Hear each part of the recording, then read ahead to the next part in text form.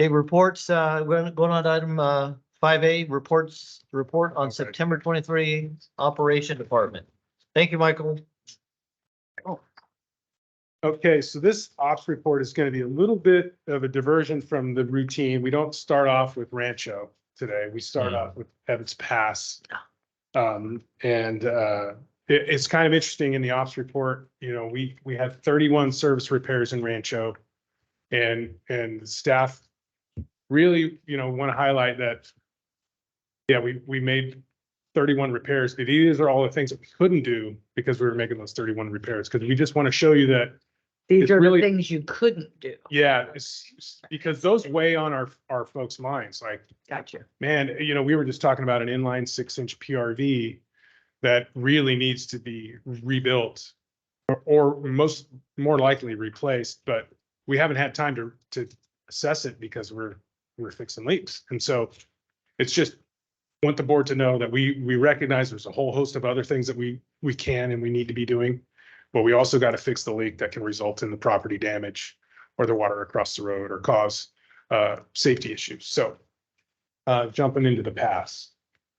So we start off here with this routine service line repair, just to show here's that 2013 back on at work. And our guys, you know, the USA marks, you can see the power located or marked there on by the edge of the driveway apron.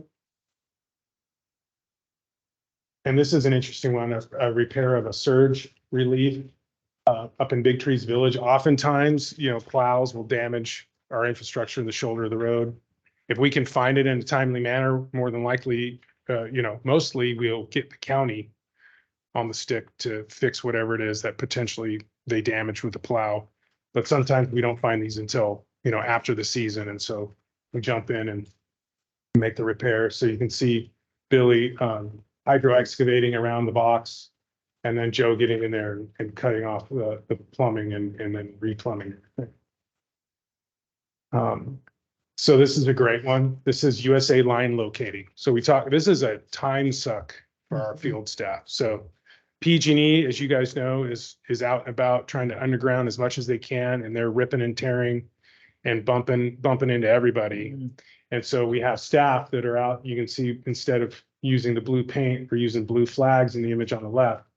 But you know, staff wanted to let you know that they're pretty proficient line locators, because the image on the right shows you the pipe below the blue marks on the asphalt. So Nice. that's pretty slick. Yeah, it's really good because They were on Darby Road doing all that electrical repair yesterday. yeah, oh they were. So Damon, do you have like the pipes lined with wire or something so you can find them? Ideally, yes. Not the vast majority.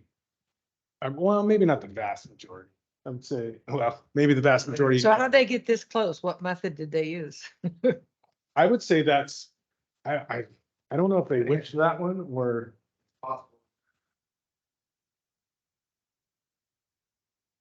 So you got the 2 copper rods. Yeah, I mean, No. oh yeah, we have some guys that are really good at it. They'll tell you where. works. You want to know where Joaquin Marietta's gold is, they'll tell you. They already found it, huh?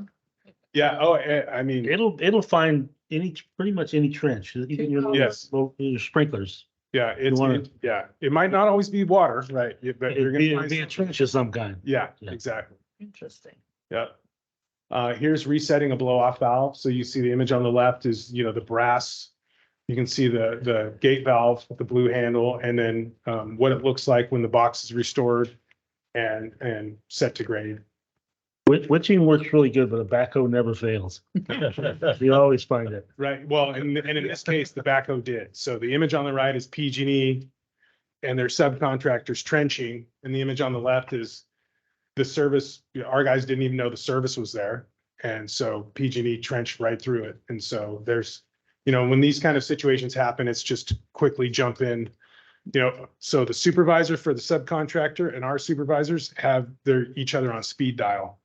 They develop relationships throughout these projects, and then they're gone, and then new relationship with a whole new utility working on a whole different thing. So it's kind of a unique dynamic job. So this is something that I don't think we talk about a lot. So your flushing for water quality purposes in the image on the left. So as we talk about, if you construct a distribution system for fire protection, you're going to have some stale water out there in the system. You're going to need to move water. And so we document that, we dechlorinate it, we account for it. And that's the image on the left. That's our truck there? Correct. Yeah. Nice cones, love the Yeah. cones. Yeah. It's good. And then the image on the right is how we check for chlorine concentration in the water system. So it's a colorimetric test. There's a little DPD pillow, it's called. So there's an analyte inside of a little dry pillow. And you take a little cuvette sample of the clear water and you pour that pillow in there and you shake it up. And the depth of color correlates to the concentration of chlorine in the water supply. So a 1.0 chlorine residual is where we want it to be. That's got enough residual chlorine to attack any critters that get in a pipe, should there be a line break or a cross connection. But it doesn't have so much that it's going to turn your hair blue Green. or orange or green or red, right? Here's an interesting one right here. So this was a 8x6 transition in front of the Dorrington pump station over there near the lube room.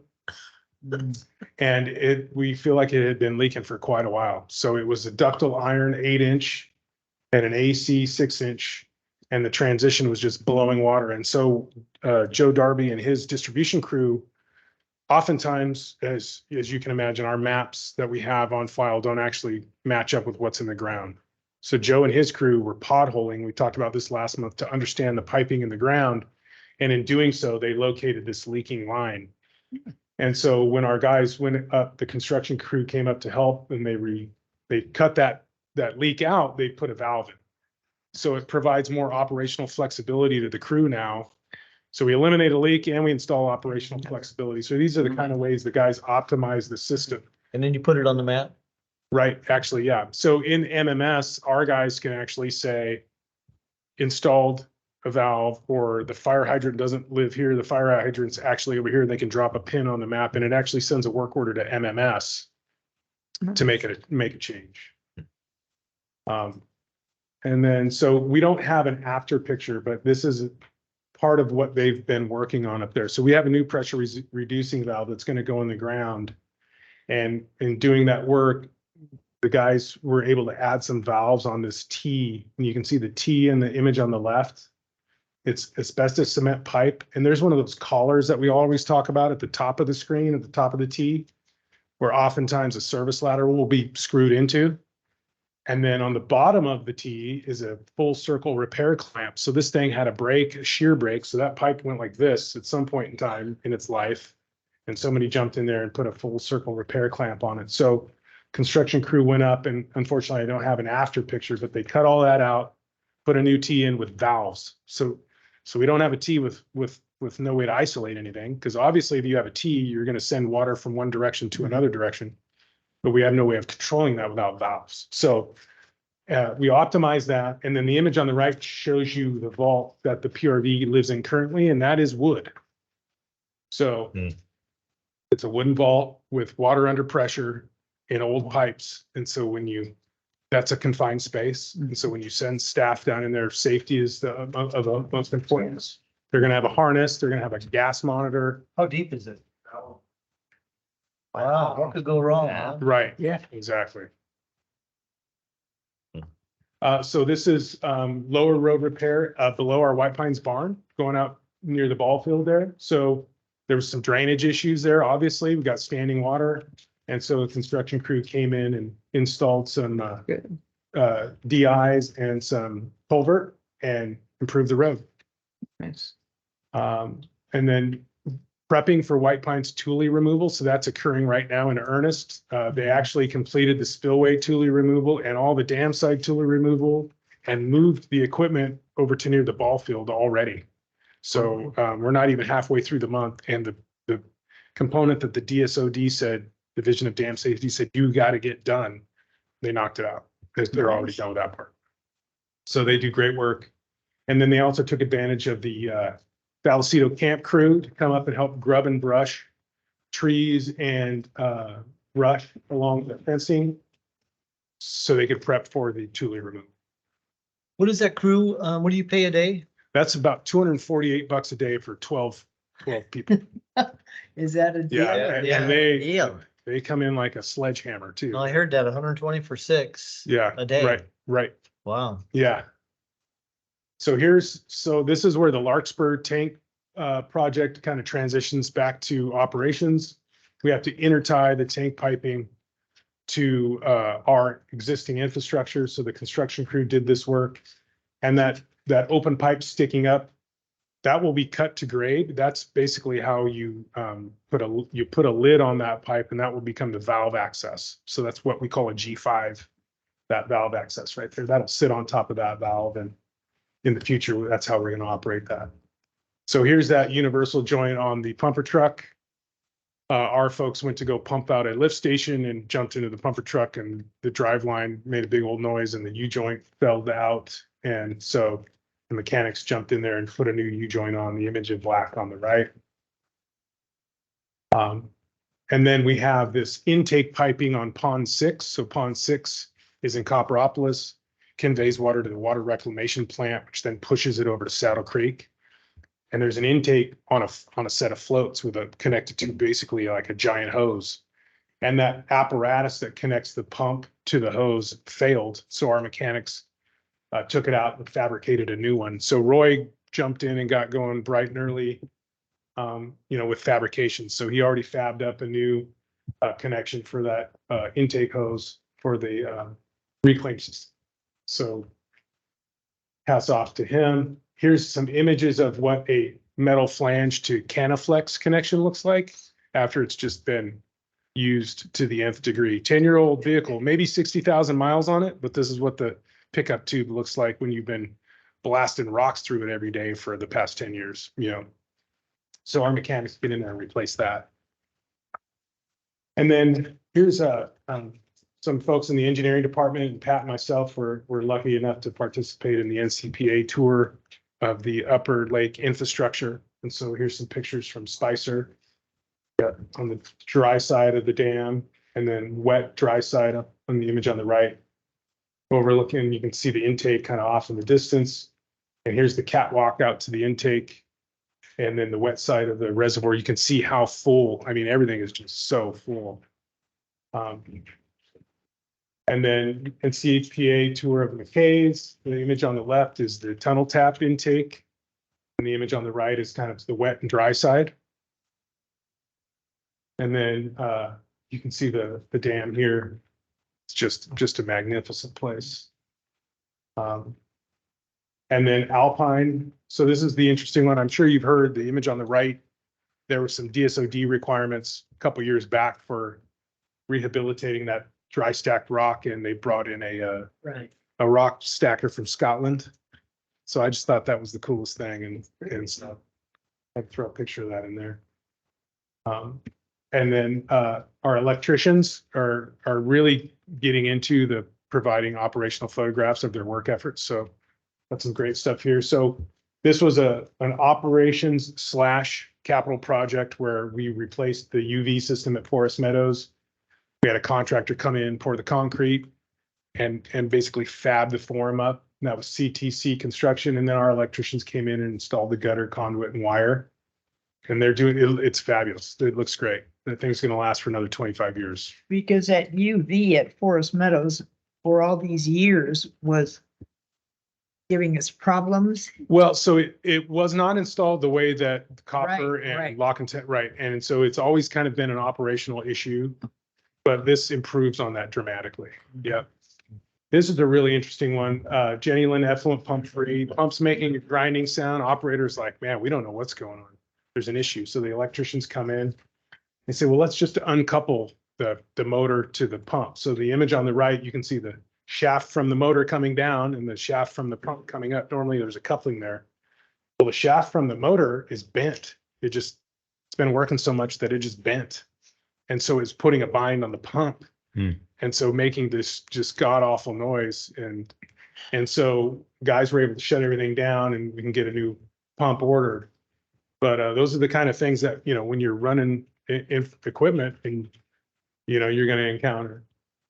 IEC starter for the mixer. This is troubleshoot Upper Copper Cove upper cross country. The mixer is critical to upper cross country lift station.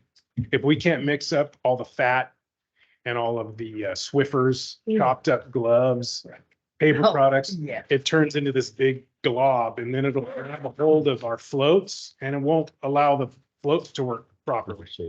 So when the lift station starts filling up and that fat berg grabs a hold of our infrastructure, it doesn't tell us that the level's high so this is really scary to our collections crew when they feel like the mixer can't work effectively. So the electricians were able to come in and save the day and replace that and get the mixer back in action. And so here's the HMI failed as well. So the image on the left is kind of what you would see if you walked into the pump station and said, hey, let me turn this pump on. Well, you just walk in, you get a black screen. So I remember as an operator, when your HMI fails, you just kind of remember where the start the pump button was. And you're like, well, maybe it'll work if I just hit, Did it? I don't know in this case, but it has for me in the past. Oh, yeah. It's there.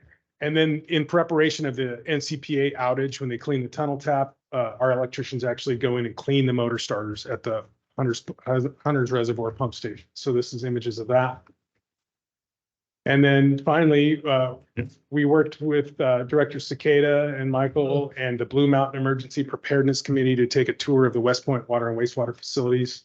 So you can kind of see some of these images here. The image on the left is at the West Point shop. So we're in the bay there in the shop and we're looking at some maps.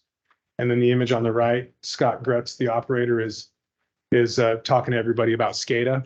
And you can see Fire Chief Terry Miller and Mike Downs, who will be replacing him in this spring when Chief Miller retires. It seems like there's one person short of that. Yeah, maybe, right? Yeah. And then here's a couple images of Jesse giving the lowdown on how the filter works. Just a really, really good tour. The group is a great group. They're really concerned about emergency preparedness in West Point, and hopefully we can bring them into the fold with the utilities coordination meeting and allay some of their fears moving forward. Oh, and there she is. So at the end of the tour, we were able to get a pic in front of the backhoe that used to live in Copperopolis, but then we redeployed it to West Point. Very nice. Thank you all. Very nice. Thank you, Okay. Damon. Appreciate it. Everybody. Thank you.